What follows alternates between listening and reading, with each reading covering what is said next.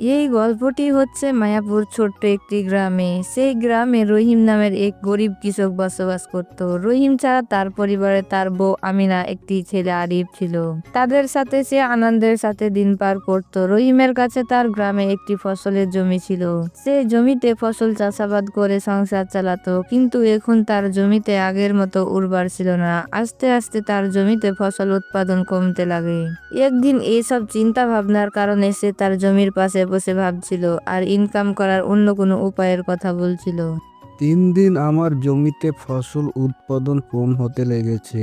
মনে হচ্ছে এখন অন্য কোনো জমি নিয়ে কাজ করতে হবে, আর না হলে অন্য কোনো উপায় খুঁজতে হবে ইনকাম করার। না হলে এখন এই জমির ভরসায় বসে থাকা যাবে না। যাই আমেনাকে গিয়ে জিজ্ঞাসা করি সে কি বলে। রহিম একথা বলে সাথে সাথে বাড়ির উদ্দেশ্যে যেতে লাগে। বাড়িতে পৌঁছে তার বউকে ডাকে। আমেনা, এখানে আসো তো, তোমার সাথে কিছু দরকারি কথা আছে। রহিমের কথা শুনে আমিনা সেখানে চলে আসে। আপনি কি আমাকে ডাকলেন? হ্যাঁ আমেনা, তোমার সাথে কিছু জরুরি কথা আছে, তোমার মতামত জানতে চাই। হ্যাঁ বলেন, কি মতামত জানতে চান? আমেনা, তুমি তো জানো আমাদের জমিটি আগের মতো উর্বর নয়। এখন যদি বেশি সার ডালার চেষ্টা করি তাহলে আবার বেশি খারাপ হয়ে যেতে পারে। এই জন্য আমি ভাবছি কিছু সময়ের জন্য ফসল চাষাবাদ করা বন্ধ করব, আর প্রতি বছরই কিছু কিছু করে জৈব সার ঢালতে থাকবো। এভাবে কয়েক বছর জৈব সার ঢাললে পরে ফের আমাদের জমিটি আগের মতো উর্বর হয়ে যাবে। পরে আবার আমরা ফসল চাষাবাদ করতে লাগবো। হ্যাঁ, এটা ঠিক কথা বলেছেন। এভাবে হলে আমাদের জমিটি ভালো থাকবে আর ফসলও ভালো উৎপাদন হবে। হ্যাঁ ঠিক আছে, কিন্তু এত সময় পর্যন্ত আমি কি করব? কেননা আমার কাছে তো অন্য কোনো জমি নেই। তাহলে সংসারের খরচ আর আরিফের লেখাপড়ার খরচ কিভাবে চালাবো? আপনি এক কাজ করেন, গ্রামের জমিদার ইকবাল চাচার সাথে দেখা করেন। সে অনেক ভালো মনের মানুষ, অনেক বড় তার মন। সে অবশ্যই আপনার কোনো না কোনো একটা সাহায্য করবে। হ্যাঁ না, এটা তুমি ঠিক কথা বলেছো। যদি ইকবাল চাচা আমাকে অন্য কোনো কাজের কথা বলে তারপরও সে আমাকে একটি সাহায্য করবে, তাহলে পরে আমি কালকে সকাল সকাল ইকবাল চাচার সাথে দেখা করতে যাব। পরের দিন সকাল হতে রহিম ইকবাল জমিদারের বাড়ির উদ্দেশ্যে রওনা দেয়। রহিম জমিদারের বাড়ি পৌঁছে আওয়াজ দিয়ে ডাকতে লাগে। ইকবাল চাচা, আপনি কি বাড়িতে আছেন? রহিমের আওয়াজ শুনে জমিদার বাইরে আসে। আরে রহিম পুত্র, কেমন আছো? কিছু কি বলতে চাও? কিছু কাজ আছে নাকি? হ্যাঁ চাচা, আপনার কাছে একটি সাহায্য চাই। পুত্র বলো, তোমাকে কোন ধরনের সাহায্য করতে পারি দেখা যাক। রহিম তাড়াতাড়ি করে তার জমির সমস্যার কথা জমিদারকে বলে দেয়। তুমি এটা নিয়ে এত চিন্তা ভাবনা করছো কেন পুত্র? চাচা, আমার তো শুধু একটি জমি। সেই জমিতে আমি ফসল চাষাবাদ করে আমার সংসার চালাতাম। আর আমি জমিতে ফসল চাষাবাদের কাজ ছাড়া অন্য কোনো কাজ করি নাই কোনোদিনও। এই জন্য এখন বুঝতে পারছি না কি করব। পুত্র, তুমি জমিতে চাষাবাদ কাজ ছাড়া তুমি অন্য কোনো কাজ করবে কেন? আমার কাছে গ্রামের বাইরে কিছু দূরে একটি জমি আছে, সেই জমিতে তুমি ফসল চাষাবাদ করবে। চাচা, তাহলে তো পরে আপনার লস হবে। না না পুত্র, এতে আমার কোনো লস হবে না। ওই ওসিলায় তুমি আমার জমিগুলো দেখাশোনা করবে। কেননা এখন তো আমার বয়স হয়ে গেছে আর আমার ছেলে শহরে থাকে। এতে তোমারও উপকার হবে আর আমারও জমি দেখাশোনার চাপ কিছুটা হলেও কমবে। ঠিক আছে চাচা, আপনি যদি এটা বলতে চান তাহলে কালকে থেকে আমি সেই জমিতে কাজ করার জন্য চলে যাব। রহিম জমিদারকে ধন্যবাদ জানিয়ে সে বাড়ির উদ্দেশ্যে যেতে লাগে। রহিম বাড়িতে এসে সব কথা আমিনাকে বলে। এটা তো অনেক ভালো কথা, আপনার সব চিন্তায় তো শেষ হয়ে গেল। হ্যাঁ না, এখন ইকবাল চাচার জমিতে অনেক পরিশ্রম করে কাজ করার চেষ্টা করব। আর আমি আরো দুই একটি জমি কেনার নেওয়ার চেষ্টা করব। ভবিষ্যতে এরকম যদি সমস্যা আসে তাহলে আগে থেকে সমস্যা মোকাবেলা করার জন্য প্রস্তুত থাকতে পারি।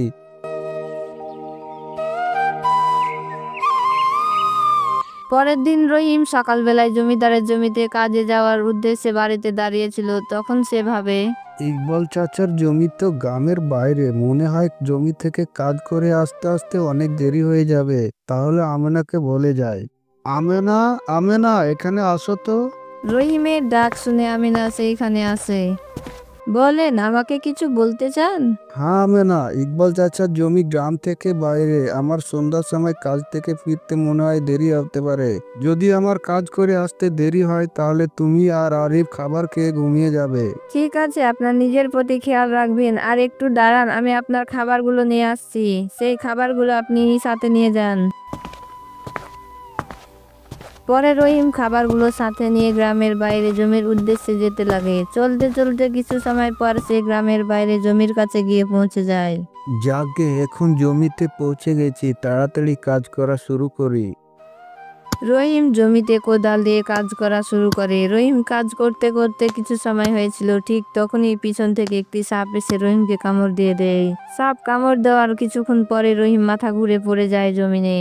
রহিমকে সাপে কামড় দেওয়ার কারণে সে অজ্ঞান হয়ে পড়েছিল। আর জমিটি গ্রামের বাইরে হওয়ার কারণে এখন পর্যন্ত বিপদের কথা তার বাড়ির কেউ জানতে পারে না।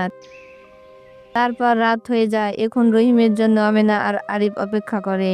আরিফের মা চিন্তা ভাবনা করতেছিল। আরিফ দেখে তার মাকে বলে, কি হয়েছে মা? বাবা যেন এত সময় দেরি হয়ে গেল, তারপরে কেন আসলো না?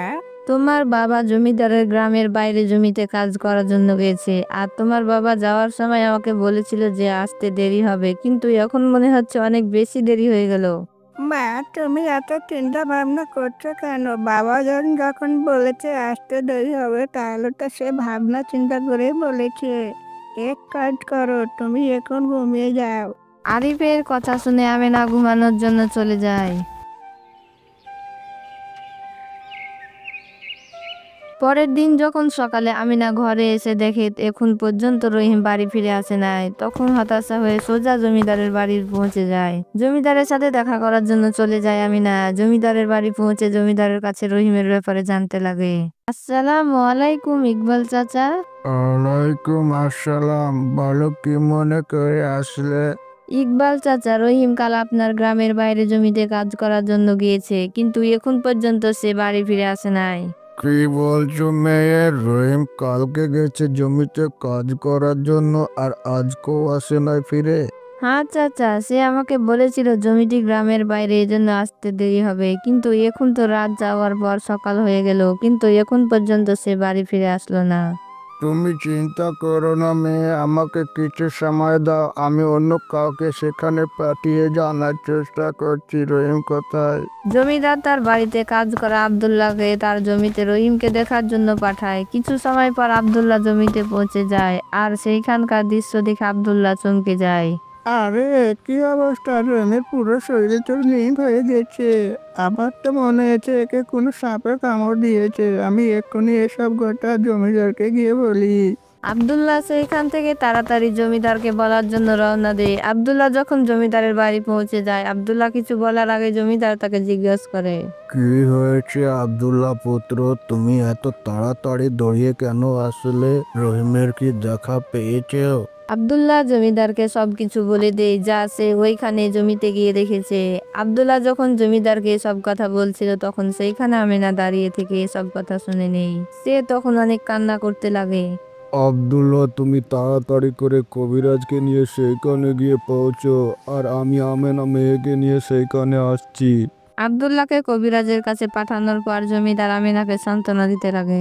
আমেনা মামনি, তুমি প্রথমে কান্না থামাও আর তাড়াতাড়ি করে আমার সাথে চলো, কেননা তোমার কান্নাকাটি করে রহিম ঠিক হবে না। জমিদার আমেনাকে সাথে করে তার জমির উদ্দেশ্যে যেতে লাগে, আর আব্দুল্লাহ কবিরাজকে নিয়ে আসার জন্য অন্যদিকে যেতে লাগে। জমিদার আর আমেনা যখন ওইখানে পৌঁছে যায়, তারা দেখতে পায় রহিম অজ্ঞান হয়ে সেখানে জমিনে পড়ে আছে, আর তার পুরো শরীর নীল হয়েছিল। আমেনা রহিমের পাশে বসে কান্না করতে লাগে। ঠিক তখনই সেইখানে কবিরাজ চলে আসে। কবিরাজকে আসতে দেখে আমেনা সেইখান থেকে দূরে সরে যায়, আর কবিরাজ রহিমের শরীরে চিকিৎসা করতে লাগে। কি হয়েছে কবিরাজ মশাই, এখন রহিমের অবস্থা কেমন আছে? দেখেন জমিদার মশাই, আমি আপনাকে মিথ্যা কথা বলে অন্ধকারে রাখতে চাই না, কিন্তু রহিমের অবস্থা অনেক খারাপ। এমনিতে আমি তাকে বিষ পানি হওয়ার ওষুধ দিয়ে দিয়েছি, কিন্তু বিষ তার ভেতরে অনেক সময় ধরে ছিল। এই জন্য তার শারীরিক অবস্থা অজ্ঞানের দিকে চলে গেছে। শারীরিক অবস্থা? একদম এসব কি জন্য কবিরাজ মশাই? তার মানে হচ্ছে সে এখনো জীবিত আছে, কিন্তু তার পুরো শরীরে ঠিক মতো অক্সিজেন যাচ্ছে না। আর এখন তার কত সময় লাগবে পুরো ভালো হতে, কার জ্ঞান ফিরতে সেটা বলা যাচ্ছে না। কবিরাজ মশাই, এখন আমরা কি করতে পারি?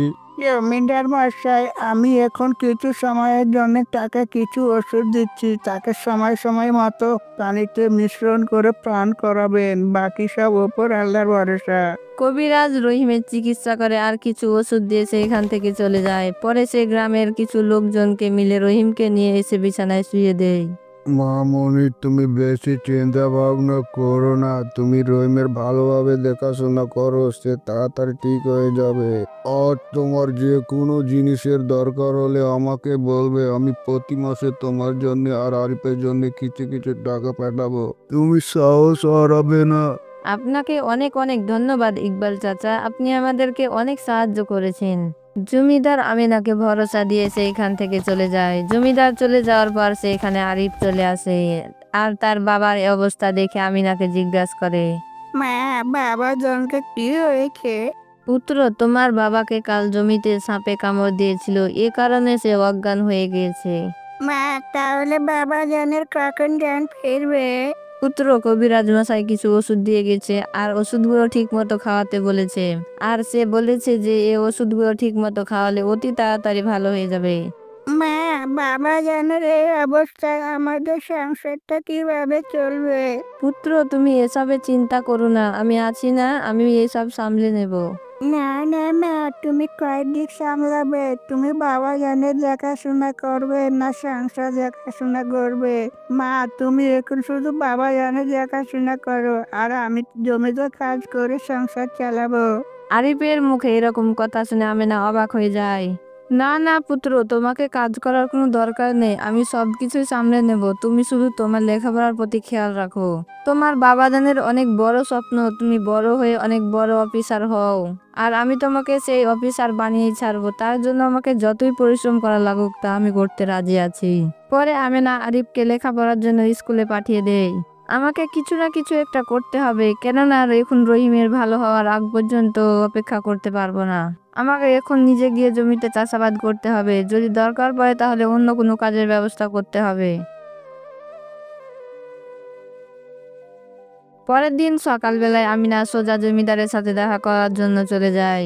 আসসালামু আলাইকুম জমিদার চাচা। ওয়ালাইকুম আসসালাম। আমার মেয়ে আমিনা, বলো রহিম কেমন আছে, কি মনে করে আসলে? আর রহিমের শারীরিক অবস্থা এখন কেমন আছে? চাচা, রহিমের অবস্থা তো এখন পর্যন্ত আগের মতোই আছে, আর আপনার একটি সাহায্যের জন্য আপনার সাথে দেখা করার জন্য আসলাম। বলো আমার মেয়ে, আমি তোমাকে কোন ধরনের সাহায্য করতে পারি? চাচা, আমি চাচ্ছি যে জমিটি আপনি রহিমকে চাষাবাদ করার জন্য দিয়েছিলেন সেই জমিটি আমাকে চাষাবাদ করার জন্য অনুমতি দেন, তাহলে পরে সেই জমিটি চাষাবাদ করে আমার সংসার আর আরিফের লেখাপড়ার খরচ চালাতে পারি। আমার মেয়ে, তোমাকে ওই জমিতে চাষাবাদ করার কোনো দরকার নেই, আমি আছি না। আমি তোমার সংসারের যত টাকা লাগবে আমি প্রতি মাসে পাঠিয়ে দেব। না না চাচা যান, এখন পর্যন্ত আমাদের অনেক সাহায্য করেছেন আপনি, এখন আমাকে আপনার জমিতে চাষাবাদ করার অনুমতি দিন। আমি এখন নিজের জমিতে চাষাবাদ করে আমার সংসার চালাবো আর আমার ছেলে লেখাপড়া করিয়ে তাকে অনেক বড় অফিসার বানাবো। জমিদার আমেনাকে অনেক বোঝানোর চেষ্টা করে, কিন্তু আমেনা জমিদারের কোনো কথাই শুনতে চাচ্ছিল না। শেষমেশ আমেনার কথা শুনে জমিদার ভাবতে লাগে, আমার মনে হচ্ছে আমেনা আমার কথা মানবে না। যদি আমেনাকে কাজ করার জন্য দূরের গ্রামের বাইরে যেতে বলি, তাহলে তো রহিমের খেয়াল রাখতে পারবে না। এক কাজ করা যাক, আমার গ্রামের পাশে যে জমিটি আছে সেই জমিটিতে আমেনাকে চাষাবাদ করার কথা বলি, তাহলে পরে সে জমিতে চাষাবাদ করার পাশাপাশি রহিমেরও খেয়াল রাখতে পারবে।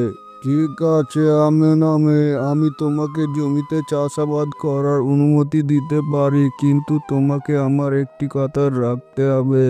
হ্যাঁ ইকবাল চাচা, বলেন না কি বলতে চাচ্ছেন। গ্রামের বাইরে যে জমিটি আছে সেই জমিতে তোমাকে চাষাবাদ করার কোনো দরকার নেই। আমার একটি তোমার বাড়ির সাথে জমি আছে, সেই জমিতে তুমি চাষাবাদ করতে পারো, তাহলে তোমার বাড়িও দেখাশোনা করতে পারবে এবং কি রহিমেরও খেয়াল রাখতে পারবে। চাচা, এটা তো আরো ভালো কথা। এটা হলে তো আমার আরো অনেক উপকার হবে। কিন্তু মেয়ে, এতে একটি ছোট্ট সমস্যা আছে। এই জমিটি গ্রামের বাইরের জমির চাইতে কিছুটা ছোট। হ্যাঁ চাচা, কোনো সমস্যা নেই। এই জমিতে আমার বাড়ির সাথে, এটাই সবচাইতে বড় কথা। আমি জমিতে চাষাবাদের সাথে সাথে অন্য বাড়িতে কাজ করা শুরু করব। তাহলে পরে সেই টাকা পয়সাগুলো দিয়ে আমি আমার আরিফের লেখাপড়ার খরচ চালাতে পারবো। আমার মেয়ের, তোমাকে এত কাজ করার কি দরকার? চাচা, আমাকে কাজ করতেই হবে। রহিমের অনেক স্বপ্ন ছিল যে আরিফ বড় হয়ে লেখাপড়া করে অনেক বড় অফিসার হবে। যদি আমি পরিশ্রম করে কাজ না করি, তা না হলে রহিমের স্বপ্ন পূরণ হবে না। আরিফের লেখাপড়া আর সংসার চালানোর জন্য আমাকে এই দায়িত্ব পালন করতেই হবে। জমিদার আমিনার আত্মবিশ্বাস আর সাহস দেখে অবাক হয়ে যায়। ঠিক আছে আমার মেয়ে, তোমার আত্মবিশ্বাস দেখে আমি তোমার প্রতি বিশ্বাস হয়েছি। একদিন তুমি সফলতা পাবে। আমি তোমাকে যে কোনো বিপদে সহযোগিতা করব। তুমি অনেক পরিশ্রম করো, আল্লাহ তোমার সাথে আছে। আমিনা গ্রামের পাশে জমিতে চাষাবাদের কাজ শুরু করে দেয়। সে সকালবেলায় জমিতে চাষাবাদের কাজ করত, দুপুরের পর বাসা বাড়ি পরিষ্কার আর রান্নাবান্নার কাজ করত।